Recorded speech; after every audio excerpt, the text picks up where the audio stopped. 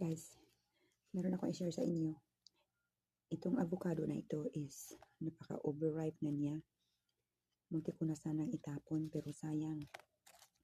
So, ginawa ko siyang dip. Kain tayo sa inyo. Yun na lang. So, meron ako itong crackers.